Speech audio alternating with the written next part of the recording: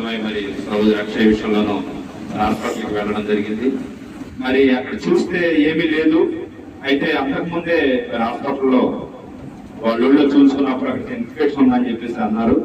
అన్న తర్వాత దాని నిమిత్తమే మరి డెలివరీ అయితేనే కానీ ఇన్ఫెక్షన్ పోదని చెప్పేసి కూడా వాళ్ళు చెప్పడం జరిగిన తర్వాత మరి దాని విషయమై మరి ఆ యొక్క నొప్పి వచ్చింది, ఇన్ఫెక్షన్ నొప్పి వచ్చినప్పుడు మరి మేము నిజంగా డెలివరీ నొప్పి అనుకుని కంగారు పడిపోయి హాస్పిటల్కి వెళ్ళిన తర్వాత వాళ్ళు 3 days 4 days అబ్జర్వేషన్ లో పెట్టి మరి ఇది డెలివరీ నొప్పులు కాదు, ఇంకా సమయం ఉంది, మరి దీని విషయంలో జాగ్రత్తగా మరి మా యొక్క మెడిసిన్ వాడడం తగ్గిపోతుందని చెప్పేసి డాక్టర్ గారు చెప్పడం జరిగింది.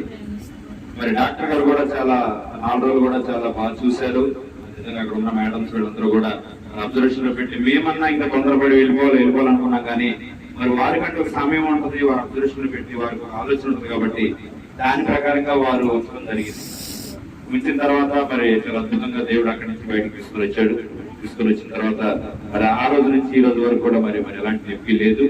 మరి డెలివరీ నిమిత్తం ఇంకా సమయం ఉంది కాబట్టి ఆ సమయం కొరకు ఎదురు చూస్తా ఉన్నాము. మరి అందరూ ప్రార్థనలో ఉంటున్నాము. మరి మీరు కూడా ప్రార్థనలో ఉండాలని ఆశపడతా ఉన్నాను.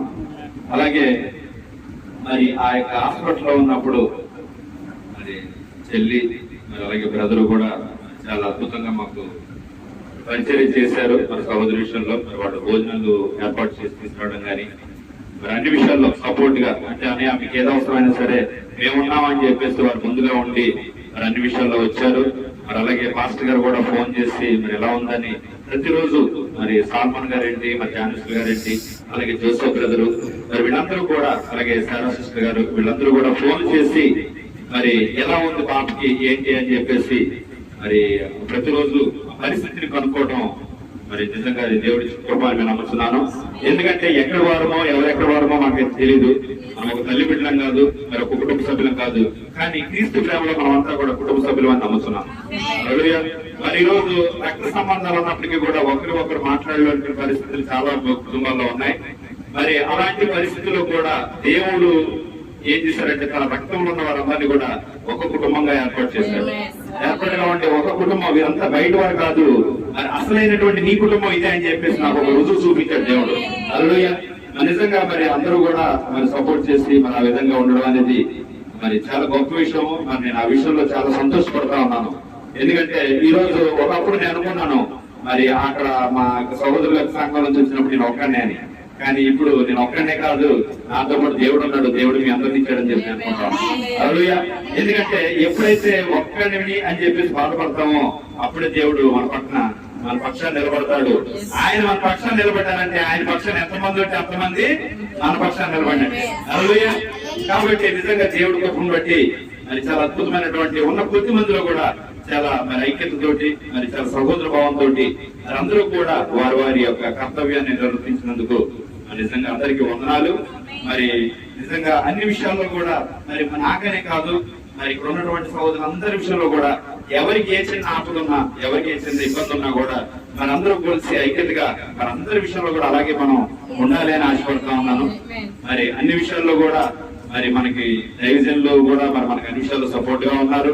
మరి ఏదైనా సరే మరి ఏ టైంలో ఫోన్ చేసినా సరే మీ ప్రార్థన అవసరాలు కావచ్చు, ఇబ్బందులు కావచ్చు, ఏదైనా సరే పాస్టర్ గారికి ఫోన్ చేసి మరి ప్రార్థన చేసుకోవాల్సిందిగా కోరుతున్నాను. ఎందుకంటే పాస్టర్ గారు కూడా ప్రతిదినం అడుగుతా ఉంటారు అందరినీ.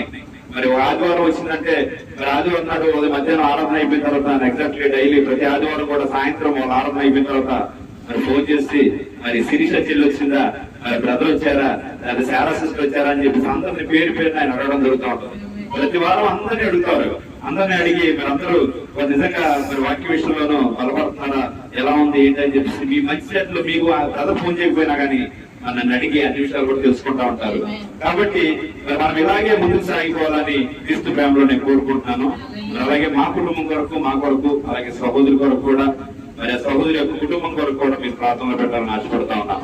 ఎందుకంటే అపవాది ఎవరిని మింగుదా అంటూ తిరుగుతూ ఉంది. కాబట్టి వానికి మనం సమయాన్ని ఇవ్వకుండా మనము క్రీస్తును ప్రేమిస్తూ, వాక్యాన్ని వెంబడిస్తూ, వాక్యానుసారంగా మనం జీవిస్తూ మరి ముందుకు వెళ్తూ అనేకమైనటువంటి విషయాలు, అంటే యోబు ఏ విధంగా అయితే శ్రమలు పొందాడో మరి లాస్ట్ కి దేవుడి పక్షాన్ని నిలబడ్డాడు కాబట్టి దేవుడే యోబుని పైకి లేపాడు. కాబట్టి అదే విధంగా మనల్ని కూడా దేవుడు మరి పైకి లేపి మరి ఎంతపాటి వరకు కూడా మనం సజీవంగా ఉంచుతాడని నేను నమ్ముతున్నాను. హల్లెలూయా. మరి లోకంలో ఎలాంటి శోధనలో పడిపోకుండా, ఎలాంటి సమస్యలు, ఇరుకులో, ఇబ్బందుల్లో పడిపోకుండా మనం అందరం కూడా మరి దేవుడి యొక్క ప్రేమతో ముందుకెళ్ళిపోదామని కోరుతున్నాను. హల్లెలూయా. అలాగే మా కుటుంబం కొరకు అందరూ ప్రార్థన చేయండి. అలాగే చెల్లి వాళ్ళ కుటుంబం కొరకు కూడా ప్రార్థన చేయండి. ఇక్కడ ఉన్న అందరూ కూడా ఒకరి ప్రార్థన ఒకరికి అవసరమైనది కాబట్టి, ఒకరి ప్రార్థన ఒకరికి అవసరం కాబట్టి ఒకరి గురించి ఒకరు వ్యక్తిగత ప్రార్థన అందరినీ జ్ఞాపకం చేసుకోవాల్సిందిగా మీకు కోరుతున్నాను. మరి అన్ని విషయాల్లో కూడా ముందుండి, మరి అలాగే పరిచయ విషయంలో కూడా ముందుకు వస్తే మరి ఇంకా అద్భుతమైనటువంటి పరిచయం మనకి చేస్తామని అనుకుంటా ఉన్నాను. కాబట్టి అన్ని విషయాల్లో ముందుండి మరి దేవుని ఆరాధిస్తూ మనందరం కలిసికట్టుగా ముందుకు వెళ్ళిపోవాలని క్రీస్తు పేరిట మీ అందరికీ మనం చేస్తున్నాం.